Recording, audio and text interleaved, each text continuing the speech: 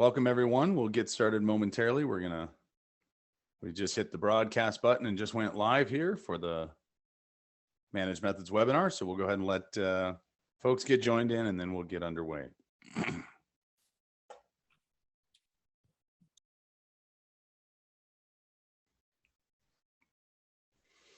Okay, it looks like folks are starting to stream in the door here into the virtual door, and we see the attendees starting to pop through there. So we'll go ahead and get started. Well, good afternoon, good morning, depending on where you are here in the United States or potentially elsewhere, Canada, perhaps. My name is David Waugh. I'm with Managed Methods. Thank you very much for joining us for today's webinar, Creating Safe Learning Spaces with Google for Education. Again, we are Managed Methods. We are a cloud security and safety company for the K-12 market. So we will go ahead and get moving along here and start with just a few housekeeping items. So yes, the webinar today is being recorded. So if you're having to take screenshots or you're wanting to ask some questions or moving along too fast, feel free to pop questions, of course, into the Q&A. But the webinar is being recorded and you all will receive a copy of this usually within about 24 hours or so. All of you are muted, so all questions need to be put into the Q&A, and we will do our best to get to all those before we wrap up today. So let's take a look at our agenda. So we're going to talk just first, why do we need to have these the learning spaces? Why do we have to have safe learning spaces in Google Workspace? I think everybody would agree why, but we're going to kind of set the stage a little bit, talk about some of that first. And then we're going to get into the meat and potatoes for today, and that is our panel discussion, which is my favorite part because it's bringing some great folks to the table with great knowledge and great insights to this community. And then we'll wrap up, of course, with some Q&A at the end of our session. So let's go ahead and just jump right in. We pose the question, why do schools need safe learning spaces in Google Workspace? And I think it's a pretty straightforward answer, but let's kind of dive into that discussion, because the way we look at things here at Managed Methods with our customer community is that you can really kind of put all problems into three main use case buckets. Now, obviously, there's lots and lots of use cases, but we can kind of break it out into these three areas: cybersecurity, cyber safety, compliance, and they all kind of intermingle with each other. In larger organizations, and some of you that may be participating in the audience today, you might have a large enough district where these are separated into departments and they can be addressed individually by different departments and stakeholders. But in the majority of cases with all K-12 out there, it falls directly into the IT department. And most IT departments that we work with out there have a lot of generalists, meaning they take care of everything. They don't have the luxury of having maybe a dedicated cybersecurity team, or they don't have necessarily a dedicated safety team. And they don't necessarily have specialty or training on things like, suicide prevention or student safety issues, or even data privacy laws. So that's why we kind of look at these three buckets and why we're going to kind of touch on some of these areas today.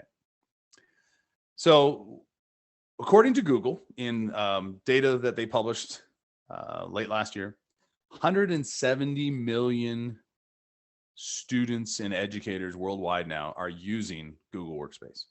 That's a very large number. And you'll hear from our panelists later, and I'm sure a large majority of you here on today's call are using Workspace from Google in some way, shape, or form in your district. But it is a very, very large number. A lot of schools are using Google in their environments. So here at Managed Methods, towards the end of last year, we partnered with EdWeek Research Center and commissioned a study to learn more about K-12's adoption and usage of the cloud and cloud applications.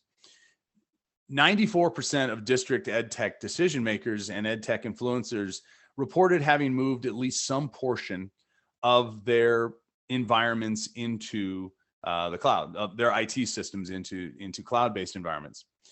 Now, most of us think about classroom learning solutions like Google Classroom and others. But the reality is a lot of the districts have moved of a large amount of critical business information, human resources, financial information systems, in addition to their SIS and learning management systems as well. So there's a lot of valuable information besides just the privacy information, but we're talking financial information, credit card, purchase card information, payroll, bank account, accounts receivable, payable, of course, all the HR related data and HIPAA protected data. So there's a lot of that is in the cloud. Now, obviously, a lot of people are still, not there yet or are planning to, but again, a large majority. But when we look at this, a big chunk of what we do every day and what you're all doing every day, especially if you're in Google, is in the cloud. And while Google and Microsoft are the two leading providers of cloud collaboration communication tools, they're far from the only cloud apps being used. But again, they're the most prolific, and we're going to kind of focus on those today. 84% K-12 schools in the US and Canada are reported to be using Google Workspace now today. And that kind of ties to that large number we talked about previously. So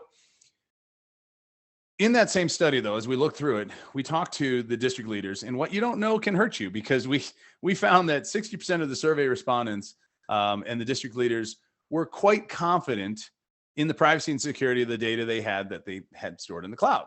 But in this same survey, the findings kind of showed something a little bit different, because 50% of them don't have monitoring for external file sharing, or at least they didn't know if they had the ability to continuously scan for files that were being shared outside of their domain. 43% didn't have monitoring for internal file sharing, so they didn't know if there was data being inappropriately shared within their domain. So for example, is somebody in finance sharing information that shouldn't be shared outside of the finance department, HR, et cetera, you name it. Student data gets shared all the time in inappropriate manners. And most of the time it's accidental, and they just didn't have even that ability, that 43%. 40% reported that they didn't have any way to record or audit or see who was accessing shared files. So they just didn't have that visibility and insights. And 43% of them reported that they just did not have visibility into potential CIPA violations within their cloud-based applications. And that one there, when we talk about safe workspaces, becomes kind of one of the alarming pieces, because we've heard countless stories from our customers and many, many others out there, not just customers, about all sorts of these types of incidents that are, of course, not just FERPA and CIPA, which many of them are, but also these have been real world incidents that have negative consequences on our students, our teachers, our staff. And like everything we are doing out there, we need to try and figure out how we can create safer spaces in our classrooms, in our schools, and in our virtual world. And if we're going to be giving everyone, especially students, access to online collaborative technology, we must be finding better ways to try and keep it safe, or at least try and have a better understanding of what's going on out there in the environment. So, that's a big component. So finally, as we, look some more of this data, I don't need to go through these points. You can see it, you understand it. Everybody, they know the ramifications of this. And research has shown that the impacts of bullying, cyberbullying on children have wide-ranging negative consequences. And it's just unfortunate right now that you just cannot look at any form of media or news and not just be sad with what is happening in our education community, especially in recent times. So one of the things that we will touch on throughout today's conversation with our panelists, this event is being hosted by us, Managed Methods, but we're not here to talk about Managed Methods per se. We're advocates, like so many other cybersecurity and safety professionals in this community, about you as a school district, all of us that are in this together. You have to have a multi-layered cybersecurity and safety approach. We are a vendor in the cloud layer at the top of this picture. We are there in your Google and Microsoft email, file sharing, video collaboration, etc.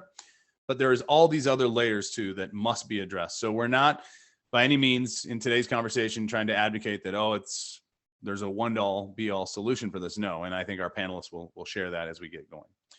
So let's go ahead and get into the conversation with our panelists. I'm super excited today to have three great folks out here with us. Like to introduce my friends Craig, Brian, and Ron, and I'm going to allow them to make those introductions of themselves as we go forward. So we'll take the next 30 or 40 minutes to spend some time talking about this. So what I'll do is let me go ahead and stop sharing for the moment, and we'll start with you, Craig, if you want to introduce yourself first, and then we'll go to Brian, then to Ron, and we can kind of jump into it. Sure, David. My name is Craig Larson. I'm the Information Systems Administrator for Eastern Carver County Schools, basically Director of Technology, whatever title you want to use today that people have as they work in different organizations around the country here. We're located in the southwestern suburbs of Minneapolis, so kind of a growing area, Minneapolis Twin Cities here. And we have just a little over 9,000 students to give you a size of our idea of the size of our organization. So. Hi, I'm Brian Lance, Director of Network Security for New Hanover County Schools, and we are down in Wilmington, North Carolina. It's nice and hot down here today, and we're down on the coastline. We have about 26,000 students, a little over 3,700 or so employees, fairly diverse group of students, group of staff. That's about it. That's me. Hi there. My name's Ron Harris. I'm the Network Administrator at Rose Tree Media School District. We are in suburban Philadelphia, about 15 minutes west of the city. We're a district of about 4,100 students and growing, K-12, one-to-one with iPads and Chromebooks. And I handle the whole technology infrastructure. So cybersecurity, all of that kind of falls into my lap. Well, Ron, Brian, Craig, thank you so much. And again, thank you for taking time out of your schedules to join us. I know it's the end of the school year, and in most cases, I think all three of you now, the kiddos are gone for the main school year and summer school is getting underway. And I know it never stops for the IT professionals that run our school systems. It's never stops and keeps going. And Brian, thanks for sharing your weather report here in the Rocky Mountains here at Boulder, Colorado, where Managed Methods is headquartered. We're supposed to be hitting 95 today. So yes, it'll be a nice hot one, but it's a dry heat. Yeah. Higher elevation. So anyway, it's a wet heat here. Yeah. I've been where you are. I know I cannot handle humidity because it does horrible things to my hair. So, and I know you agree, Brian. All right, well, let's go ahead and jump into this. So again, Ron, Brian, Craig, thanks for being with us today. So let's just get started. How do you describe or think about the differences between cybersecurity and cyber safety? And are there areas where you see them overlapping in your experience? Craig, we'll start with you. Sure. Yeah. So from my perspective, cybersecurity is, how should I say, more the overarching protections that we try and put in place. Think about if I'm driving a car, maybe it's the airbags, the brakes, that kind of stuff, the nuts and bolts that provide some of that basic infrastructure that we're trying to deal with.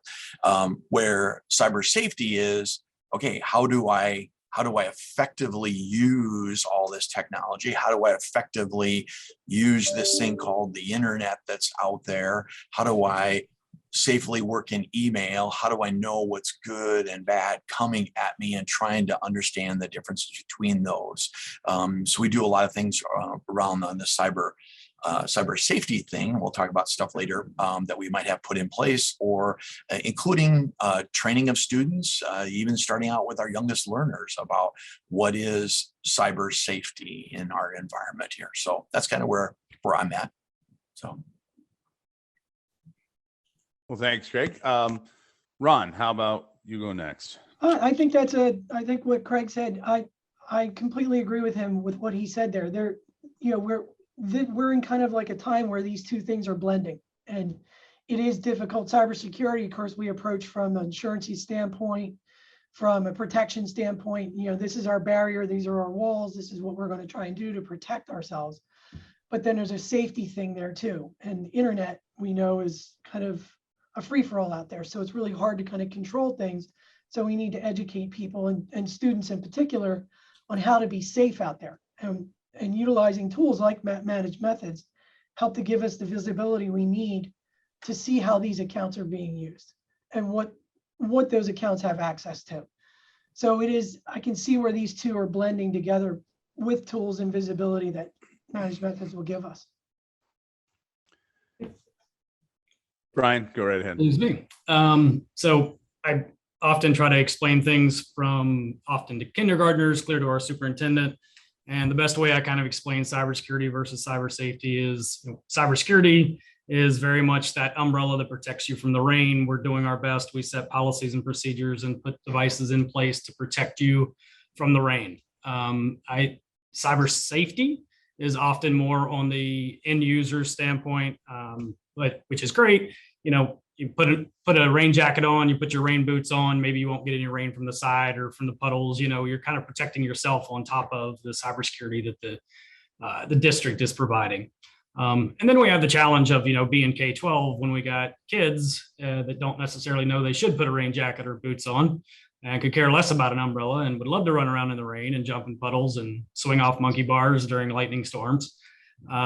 So it's our responsibility to educate those children. And that, to Craig's point, we start our cyber safety program as mandatory starting in the 5th grade, and we're starting to push that clear down to actually kindergarten as we roll out one-to-one devices into the K through 2 environment as well, with iPads, starting to get kids to start thinking about their own cyber safety.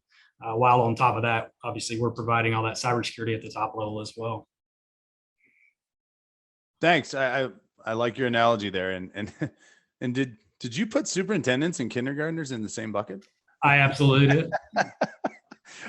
To all of our friends out there on the superintendent community, what is it? Everything I learned, something like everything I need to know in life I learned in kindergarten, that old saying, but it's all good. So, well, thank you. So, in your experience, gentlemen, has the use of Google Workspace in your districts, has it changed the way your district needs to think about data security and or your approach to student behavior, safety incidents? Has a web-based system like Google Workspace changed that way you think about it or go about it? Let's start with Ron. We'll go with you first. Well, yeah, I think it has in a lot of ways, because the Google Workspace has opened this up to, years ago, it was all when you were in school and when in your classroom. So your classroom had walls and things where kids had access to this stuff while they were there. Mm-hmm. They go home, they didn't have access. Now they have access anywhere they are in the world with a connection. And we all know kids have phones, they have every device on the planet to give them access to these kinds of things. And it's really changed the dynamic in the sense that we try and implement controls to prevent them from chatting, from doing, Google Meet and that kind of thing, to prevent and control bullying and that kind of thing. And this is really the basic function of this cloud system, enables those things to be used for these very things that we're trying to protect them against. So it really kind of puts us in that sticky situation. Okay. Brian, you want to jump on that? Sure. It's absolutely changed the way we think about everything, especially with COVID. People got on board real fast with needing to be mobile and accessible 24/7 from outside the network. I like to tell people, for us, we literally just turned our network completely inside out and hope for the best to an extent. We've been hardening our internal systems for a very long time. We feel pretty comfortable about that. And then all of a sudden, Google Workspace comes along, cloud computing, and we're just like, open the gates, and we think we're good. That's where a product like Managed Methods has really come in to help us. We actually got on board at the beginning of COVID because it gave us that insight and that kind of single dashboard to have a quick view of where people were logging in from throughout the world. That helping us address leaked passwords. We get students leak passwords out there. It happens all the time. It is what it is. It's tough to do MFA on a first grader.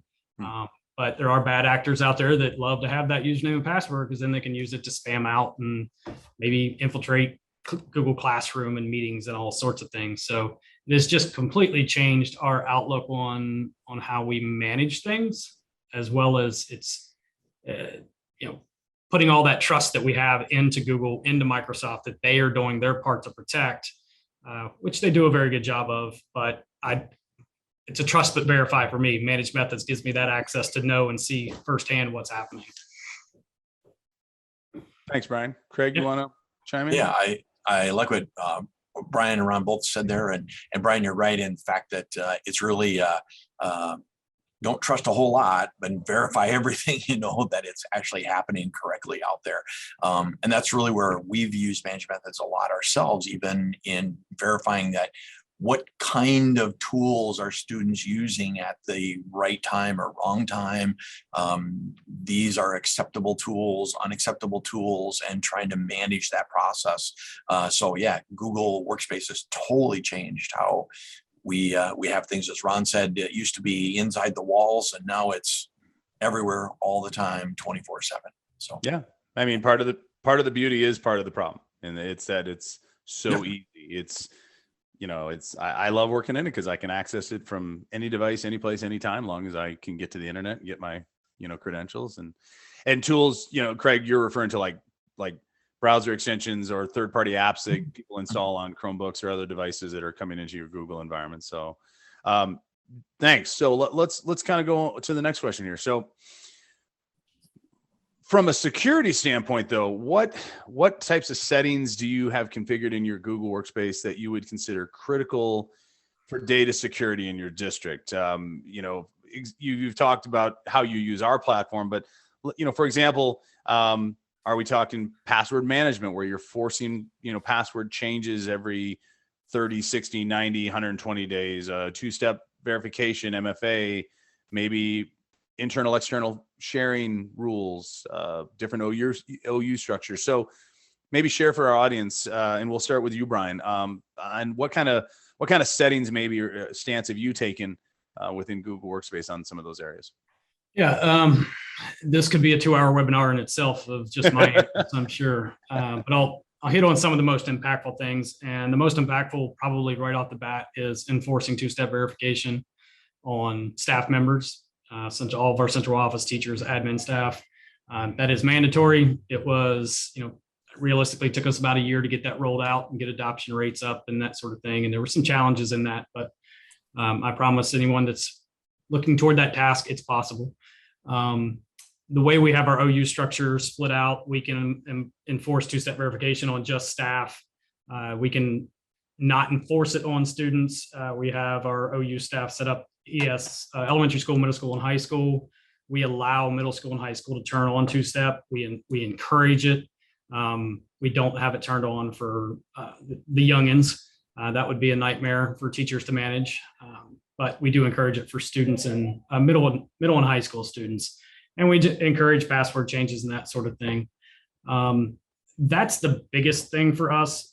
I've done tons of other things as well, from compliance rules of, elementary school students can only email teachers. Teachers can email elementary, but no external emailing back and forth. Middle school students can start emailing each other and the teacher, but not outside the system. It's not until you get to high school that you have full reins to email staff, students, and outside for like college perspective reasons and that sort of thing. So there's a lot of just layers built in. Some of those layers I do strictly through Google, through compliance rules. Some of them are set up through Managed Methods because it's just easier to go over to Managed Methods and check one box versus building super complex compliance rules in Google. But it's definitely a multi-layered approach for the security side of it. Greg? Yeah, very similar as well. Lots of layers, trying to add both that cybersecurity and that cyber safety together. As we talked about earlier, it overlaps a lot.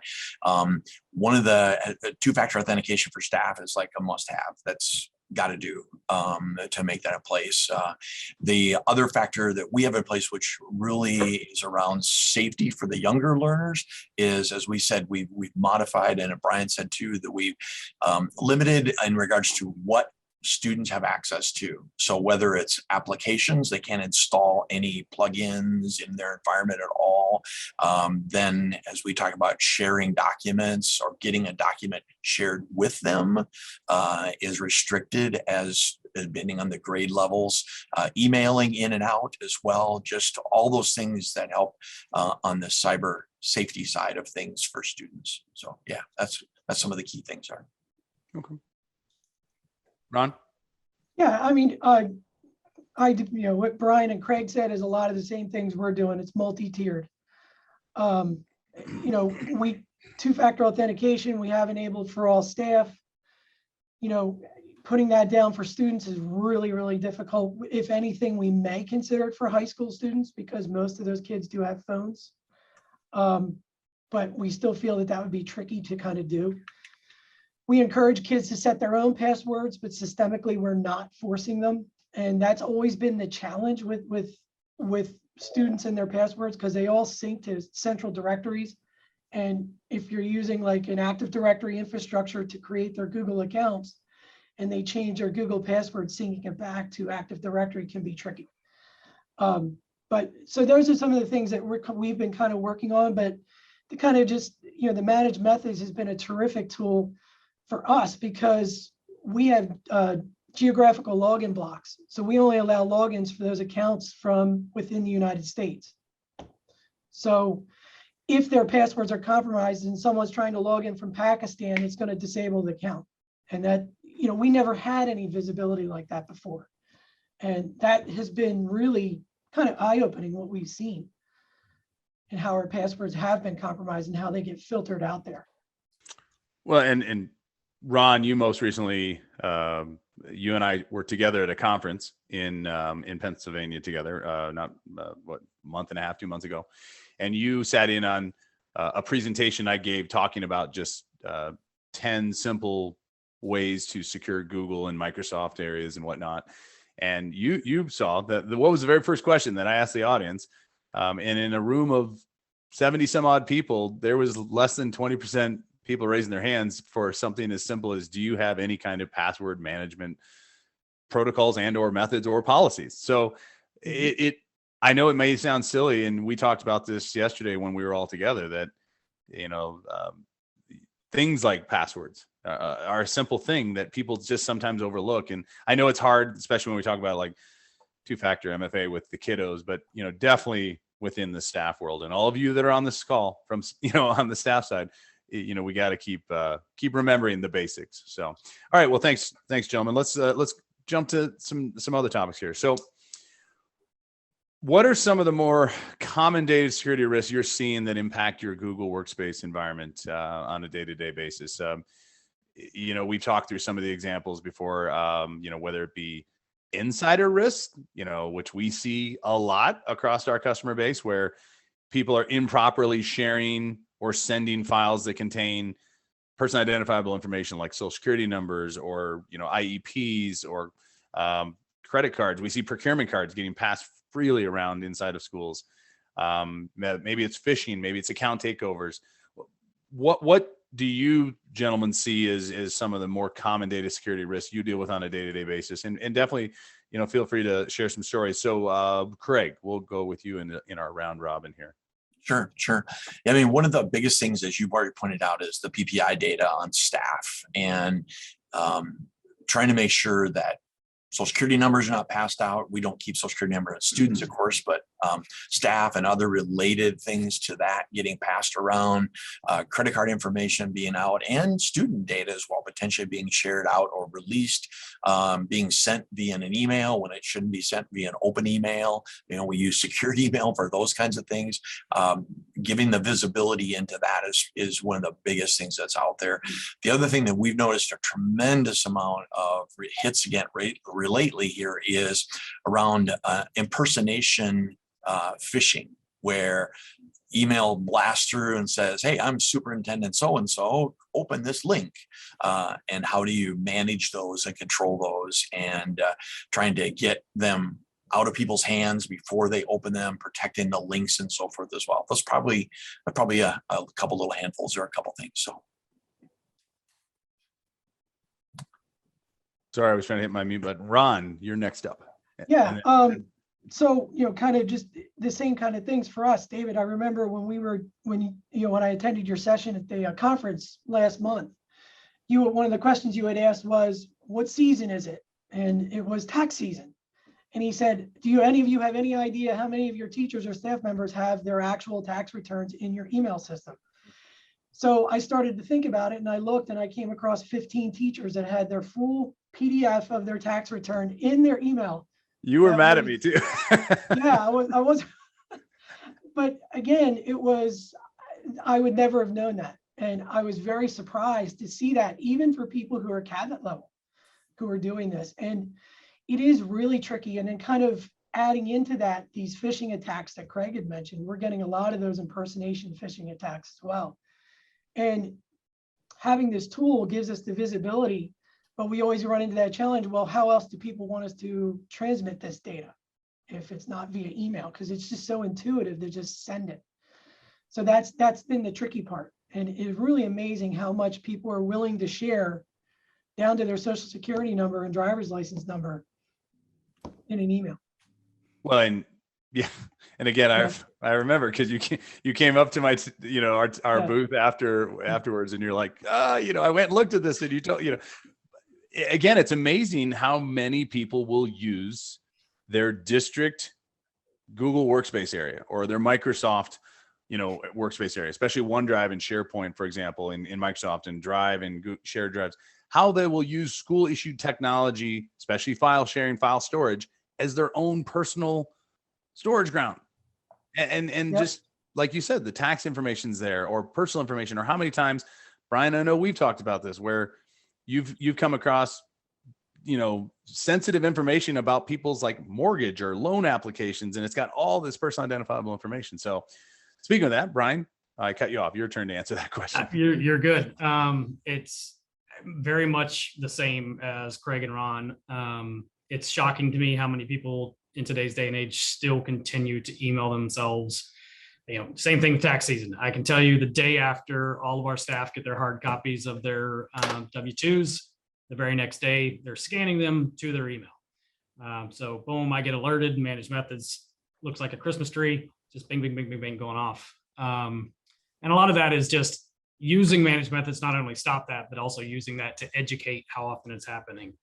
Taking, I don't want to get too deep into it, but we had a situation between our HR staff member and a finance staff member that were literally 2 doors down from each other, that were emailing back and forth an employee's very sensitive information instead of just taking it next door. It's explaining you don't need to email that when you do that email, that becomes public record. Do you want all that information that I had on you being requested by the local news channel and our lawyer not catching it because it got distributed publicly? It's educating people about that, and having the data from Managed Methods allows me to go be very, very direct and very clear and say, this is what was sent. This is why it's a security concern, and we need to look at your business workflow and your business practices to stop this. I think I'll raise my hand, Craig, Ron, everybody can raise their hand if they believe, if they didn't realize how bad it was until they saw it happening in Managed Methods. I had no clue. So our HR staff, our finance staff, they don't know either. So they're relying on us to take that information to them and then educate and then improve those business practices. So that's been a big deal for me. Yeah, one other quick story there, Brian, kind of to add on to that. And David, just literally 3 weeks ago, I got an alert from Managed Methods saying somebody had shared personal identifiable information via an external share. And it was a teacher who created a Google Doc with all of their personal passwords, account names, account numbers, everything to their Gmail account. So the Managed Methods gave us the visibility, and I saw it, and I told him, I said, hey, I don't think it's a good idea to be doing this. And he kind of didn't even, I don't know if he even realized that the threat it could open up to him by creating just that external share. Well, and again, I know I've had this conversation with all of you about this. Brian and I, when we were at the COSN conference, we talked about this extensively. Ron, we talked about this when we were most recently at that conference about the tax information. you'll commonly get the response or the objection or the complaint that it's like, well, wait a minute, it's my Google Drive. No, it's not. It's the school district's technology. We, the school, have the license agreement in place with Google or Microsoft or whomever it is. In this conversation today, we're talking about Google, and therefore it is the district's responsibility for that, information that's stored within that. And so if there's, of course, a compromise that happens to the district, if the district were to get, somehow attacked, compromised, hacked, whatever it may be, it becomes the district's responsibility for that lost data, and therefore those people could take legal action. And I know some people, I'm not a lawyer by no means, but I know a lot of people may take exception and would argue that rule and say, well, no, it's there. No, it's not, because if it's on district issued technology, the district is going to be the first one kind of in that line of harm, if you would. So, well, thanks for sharing those items. I see some questions coming up in there, folks. Stay tuned. We'll get to the Q&A. There was one specific question though that I think it was geared to something you said, Ron, or maybe you said, Brian, or actually all of you have probably said, where I think it was right after you said the tax stuff. They wanted to know, what did you have them do? And in that particular case, to answer the question for the folks, since Ron uses our technology, I had challenged the whole audience to go look into your Google and Microsoft environment, and you have ways to do that with the free console and tools that are there. But Ron had gone and quickly used Managed Methods, because you can just click and see it. And he had gone to look to see, was there any tax returns, tax information being stored in his particular school district's drive, and that's what he shared was yes. So that's what we had them do. So somebody had just asked that one, and I wanted to do it because it was timely. Other questions we'll come back to here momentarily. So stay tuned, audience members. Keep those questions coming. What kind of communication and collaboration tools do you guys have turned on for students specifically in your Google Workspace? And let's see, round robin. Ron, you get to start with this one. We do. Obviously, we have Docs turned on because that's what makes Google work so well. We do have Chat and Meet turned off for students. Just because we've run into a situation where, especially in the middle school is always the problematic age range where kids are just doing things that they shouldn't be. Docs, slides, all of that is available. So now what they've done, they're pretty creative. Instead of doing a chat, they create a Google Doc and then share it among the people they want to talk to, and do the chat via the Google Doc. And there's really no way to turn that off, because you're defeating the purpose of Google Docs. Brian, we'll go with you next. Yeah, we've run into that challenge as well. These kids are way more, way smarter than we are. They know ways around this stuff. We have chat on for just our high school students. We've gone back and forth with it for middle school kids, but yeah, they are something. Eventually it ends up getting turned back off. Elementary school chat's not on. We have opt out for email, as well as our internet policy. It's tied into PowerSchool. Parents can opt out of their kids having a Google account, or they can opt out of them having access to email inside Google, no matter what the grade level. So we kind of built policies in that pull information from the student information system to be able to automatically allow the parents, when they sign their forms, to turn those features on and off, which is pretty nice. But the basic stuff, Docs, Meet. We don't do Meet for elementary students. Meet is just on for high school students. Classroom, of course, slides, Docs, that sort of thing is pretty common. But that's about it for those. I mean, we established those a long time ago, and we really haven't had too many problems. And like you guys, chat is on this week, and then we get a new superintendent and he wants it off, and then we get a new administrator and they want it back on. So it goes back and forth. It's how bad it gets abused.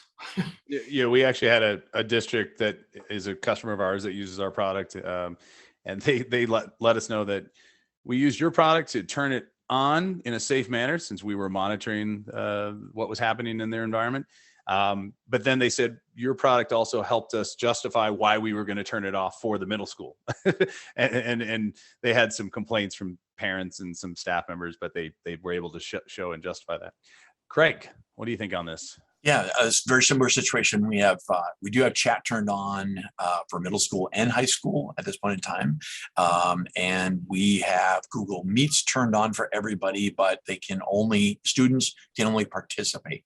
They can never start a session.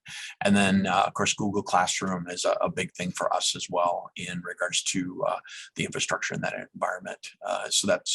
We use that to control a lot of access to individual students and what they do. So, yeah. Thank you.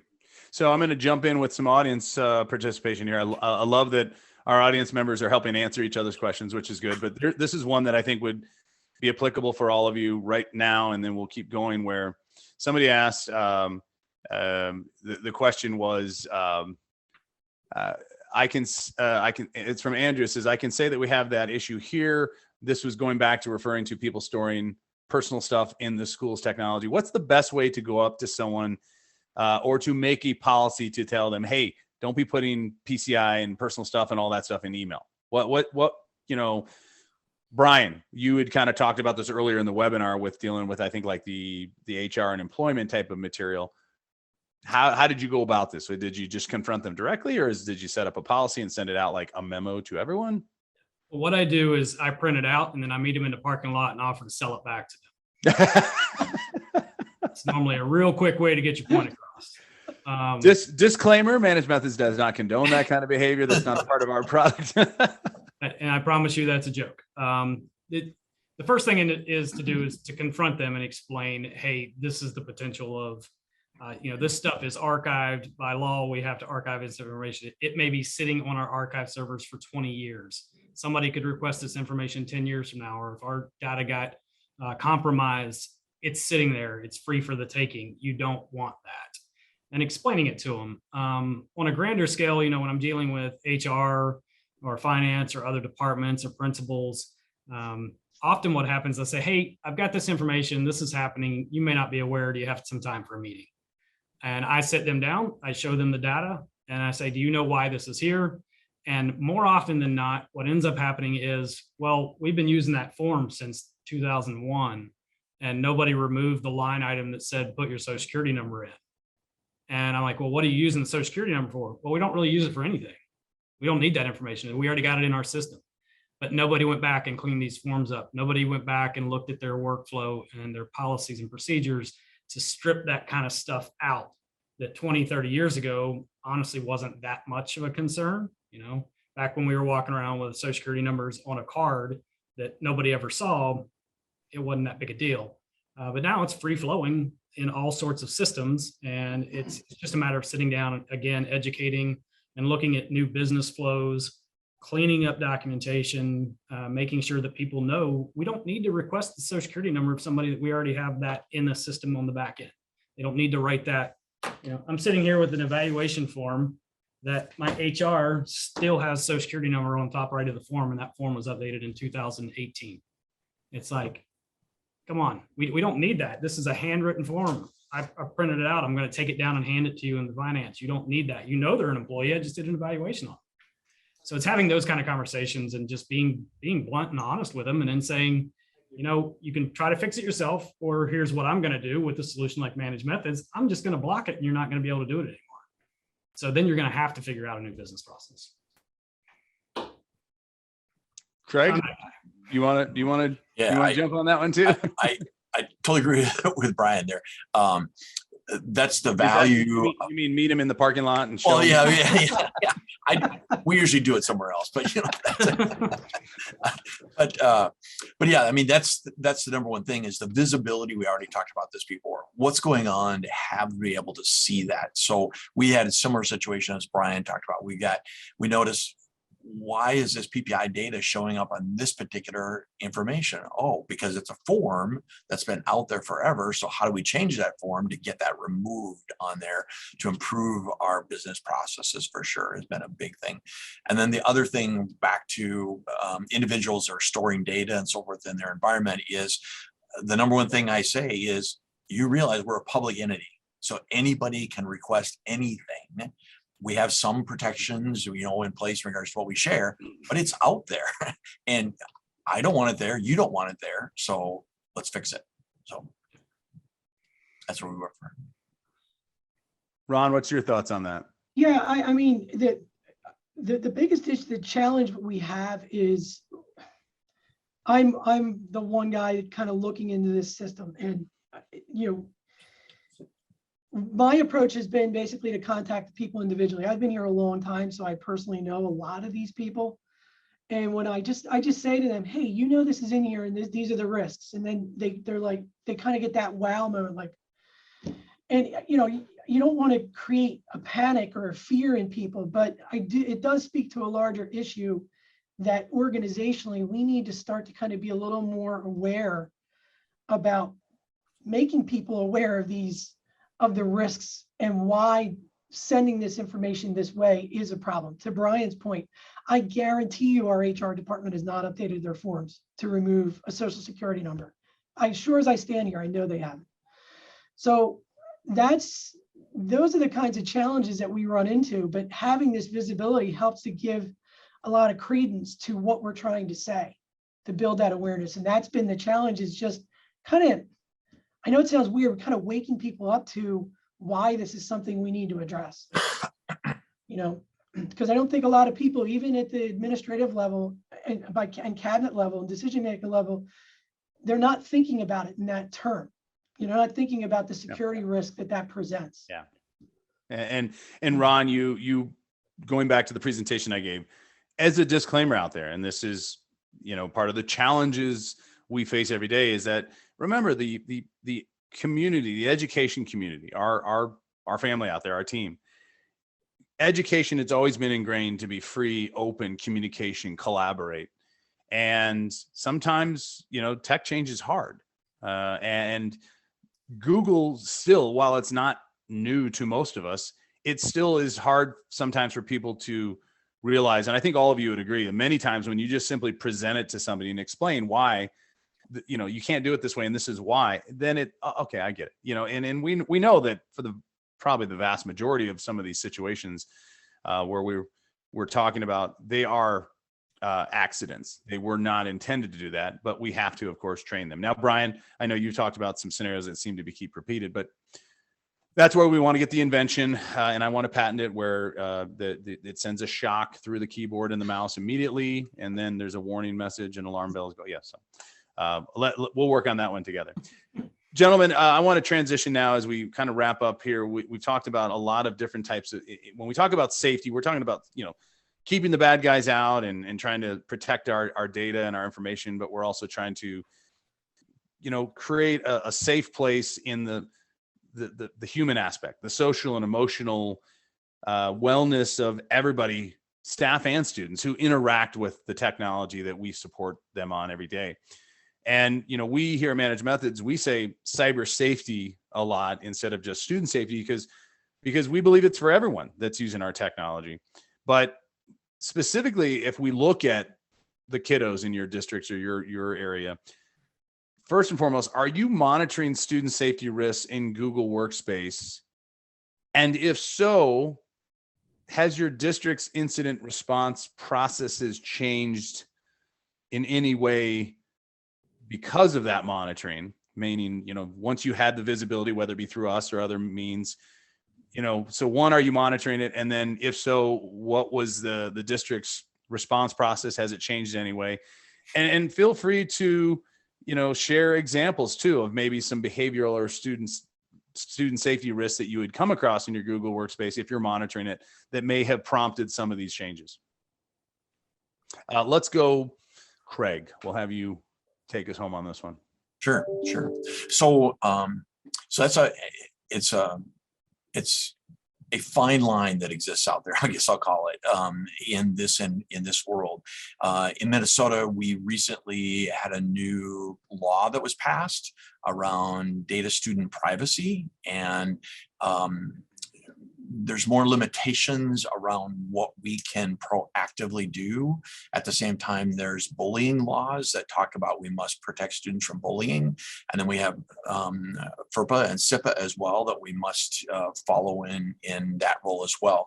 So we don't, we're really careful in regards to what we're monitoring and how we're monitoring because of some of the laws in the state of Minnesota. around data privacy. But we do try, and we have to follow for FERPA and SIPA requirements. What data is being shared outside the organization, how is that being used, and so forth as well, to manage that infrastructure. So that's kind of where we're at. Okay. Ron. Yeah, so the laws in Pennsylvania are really kind of vague to some extent. This is obviously a really tricky place to go because if you identify an issue, say a self-harm issue in the system, and you bring it to someone's attention, you have to start that documentation process. And it's a matter of the resources that are available in the schools to follow through with that. So that's created kind of a fine line where, sometimes I've heard, the ignorance is bliss kind of thing with some of this. But one thing this tool has really given us the ability is to control how the accounts are being used. An example is TikTok was a big app a few years ago. With Managed Methods, I was able to prevent students from using their district email accounts to set up TikTok accounts and assign in with our district account to that app. And believe it or not, I was surprised how many accounts were blocked by just having that one restriction in there. Mm-hmm. So that's how we've been able to get insight into a safety thing and basically kind of control how our accounts are being used. And having that visibility is really good. And also being able to monitor some of that to some extent. But yeah, kind of going on what Craig said, that it does get into a fine line. The administration still hasn't quite come up with a real plan there yet. Got it. Well, it is and we've all three talked about this as a group and individually. It is a fine line. The cyber safety, the cyber risk, the student safety, as I talked about at the beginning of today's webinar in the introduction. Most IT staffs out there, it becomes the dumping ground. Everything comes back to you folks. Now, some larger districts have the luxury of having a dedicated student safety or student services department that's focused on that aspect. They might have psychologists, counselors, people that are trained in that arena. But it is tough too. We know from state to state. And even within the same state, even neighboring districts may have completely different views and philosophies, whether that be from the school board, because you talked about it, Brian, administrators change, school boards change, and all of a sudden everything's different. Maybe the new school board's view is, no, we're not going to have that type of stuff happening. And Craig, sometimes it's legislative, as you've talked about, where they've now passed a law that says, no, you cannot monitor the kiddos' devices. There was a Supreme Court ruling that was in the media not long ago where they said, no, a school cannot monitor what a kid's, doing outside and then take, punitive actions against them. So there are various challenges, whether it's compliance, whether it's philosophical, whether it's the district's belief, the state, whatever it may have. So we see that you folks have some serious challenges.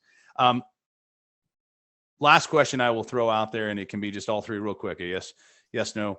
Do you feel that you have greater visibility and control into your Google Workspace and a better ability to create a safe working environment in Google Workspace now that you have Managed Methods as a part of your arsenal, part of your stack? Ron? Absolutely. Yes. Brian, you're shaking your head. Yeah. Absolutely. 100%. It helps more with that parking lot conversation. Mm-hmm. Yeah. Yep. Craig, you've been with us the longest of all three. And we've used the product for a long time, and it has made it much easier to get access to the information. Much easier to get access. Yes. And Craig, and this I'll bring to you because I know you use Managed Methods in both the Google world and the Microsoft world. Mm-hmm. There was a question that came from the audience early on, and I apologize, I hadn't seen it. Somebody had asked a question: would you say that it's easier to manage a school's cybersecurity on the Google platform or the Microsoft platform? Do one of them offer something that's easier or more comprehensive than the other, or do you think it's kind of pros and cons to both? Myself, I think there's pros and cons on both. There's both good points and bad points for both. Whether it's the student side or the staff side, we don't use Office 365 or that environment for students, but it has pros and cons both ways. I don't think it's easier one way or the other, but we use management methods for both, again, to make it simpler for us. And one process we can put in place looks at all environments. So, Okay, good. Thank you. I know that Brian, I think you mentioned you have Microsoft coming into the mix as well. Do you have a thought on that as well? I mean, I've been managing Google Workspace since 2012. And there's things I like about it. There's things that I despise about it. I'm getting deeper and deeper into the Microsoft side of things as we're rolling some services over there. It's honestly the same thing. There's stuff I really like about it. And there's some things I hate. For Google, I really like that I log into the console and everything I need is within that console, all admin, everything starts there. Whereas Microsoft, it's, no, that's over here. No, that's over there. No, this is down there. You need to go over here for this. While the granularity in Microsoft is there, it seems like there's a little bit more hunting around for it. And there's different layers from, the Azure to Azure Active Directory, and then you got your Office applications on top of that. And it's both can be a challenge. That's honestly why I like managed methods, and the fact that it gives that single pane of glass. I get a quick reference view. If I need to go deeper, I can jump into those systems and go deeper. But day-to-day visibility, I'm just open in managed methods. It gives me that quick snapshot I'm looking for. And if I need to dig deeper, I've got a starting point. I think the word I've heard some of you use, and maybe it was in our previous conversations, was triage. We hear that a lot from our customers, that we are the triage engine, even if they're using advanced licensing from Google or advanced licensing Microsoft, or they have, alerts coming in from whether it be device management solutions or network solutions. As I talked about earlier, I put up the slide that talked about the multi-layered approach. And so many times we have our customers tell us that we're like this triage engine between what's going on and giving them alerts. And they can use our platform to kind of further investigate. So a question that's popped up from the audience is, well, let me back up. Somebody asked, are we going to be at ISTE? Yes, Managed Methods. We will be at ISTE in New Orleans, Louisiana, coming up in a few weeks. We are not having our own booth. We are being represented in various partner booths. So if you'd like to learn more, you can visit us in partner booths such as CDWG, Bloom, which some of you may not be familiar with Bloom. Bloom used to be called Trox and Tyranny, and then they merged and they've rebranded. We'll also be in Howard Education and other partners. So yes, we will be at ISTE. And if you'd like to meet with us specifically, you can send an email to sales@managedmethods.com, and we will be happy to schedule individual meetings with you either at the conference or at one of our partner booth locations where you can learn more about us and see a demo. For the panelists, somebody had asked the question, would anyone be willing in the group be willing to share their rollout plan and procedures to implement two-factor authentication? Also, what is the plan procedure when staff pushes back about using their personal cell phones to implement two-factor, blah, blah, blah, blah, blah. Great question. And what I will do is I've told that panelist to email me, or I'm sorry, that audience member, please email me at dwa@managedmethods.com, or if you can't remember that, you can just go to the Managed Methods website, the slide that I put up on the screen, and contact Managed Methods. And then I will forward your question on to our panelists. And if any one of our panelists do want to share their policies and procedures, we can do that as well. Is the screen being shared back up? The thank you screen? Just make sure I put it back up there. Yep. yes. Yep. Okay. Well, folks, we've reached the top of the hour. I want to thank everyone that has joined us today. First and foremost, Craig, Ron, Brian, thank you so much, gentlemen. You've been, great friends of Managed Methods, great supporters, and also just fun to hang out with. We're going to take this show on the road now. So I want to just let everyone know in the audience, because a lot of people have asked questions. You can learn more about Managed Methods and what we do here but we have lots of great content that's not just about managed methods on our website. We want to be furthering this conversation of creating safe working environments for our staff and our kids out there, whether it be cybersecurity, whether it be the safety side, whether it's helping your district with both and managing compliance.